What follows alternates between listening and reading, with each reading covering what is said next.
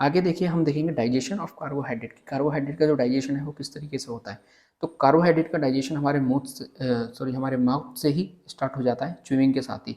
जब हम रोटी खाते हैं या फिर चावल खाते हैं तो जैसे ही अपन चावल को थोड़ा चबाते हैं तो उसके अंदर हमें मीठा स्वाद आने लगता है, ठीक है। तो वहीं से कार्बोहाइड्रेट का डाइजेशन जो है वो स्टार्ट हो जाता है।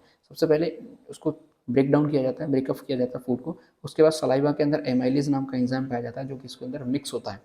ऐसे ही वो पेनक्रियाज के पास पहुंच के पेनक्रियाटिक एमाइलेज एंजाइम उसके अंदर मिलाया जाता है। इंटेस्टाइन से इंटेस्टाइनल एमाइलेज इसके अंदर मिलाया जाता है। तो जो डाइटरी कार्बोहाइड्रेट होता है, जैसे स्टार्च की हम बात करते हैं, उसके ऊपर जब एमाइलेज एंजाइम क्रिया करता है तो माल्टोज और आइसोमाल्टोज के अंदर उसको तोड़ देता है। यानी कि जो स्टार्च एक तरीके का क्या है, पॉलीसेकेराइड है, और यदि इसको हमें कन्वर्ट करना है मोनोसेकेराइड या फिर डाइसेकेराइड के अंदर तो माल्टोज और आइसोमाल्टेज के अंदर इसे कन्वर्ट कर दिया जाता है, ठीक है। तो इस तरीके से इसका डाइजेशन है वो कंप्लीट होता है।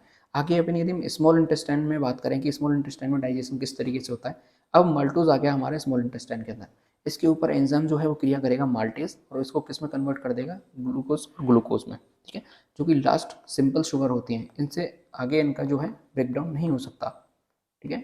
यहाँ पर आकर इनका ब्रेकडाउन रुक जाता है और ग्लूकोज आगे एटीपी के अंदर कन्वर्ट हो जाता है, ठीक है। ऐसे ही बात करते हैं यदि लैक्टोज है जो कि मिल्क के अंदर पाई जाती है शुगर, इसको लैक्टेज नाम का एंजाइम आता है, वो ग्लूकोज और गैलेक्टोज के अंदर ब्रेकडाउन कर देता है। ऐसे ही शुक्रोज होती है जिसे अपन टेबल शुगर कहते हैं, तो इसके अंदर शुक्रेज नाम का एंजाइम आता है, वो ग्लूकोज और फ्रक्टोज के अंदर इसको ब्रेकडाउन कर देता है, ठीक है। इस तरीके से इनका ब्रेकडाउन चलता रहता है और डाइजेशन हमारी बॉडी के अंदर होता रहता है।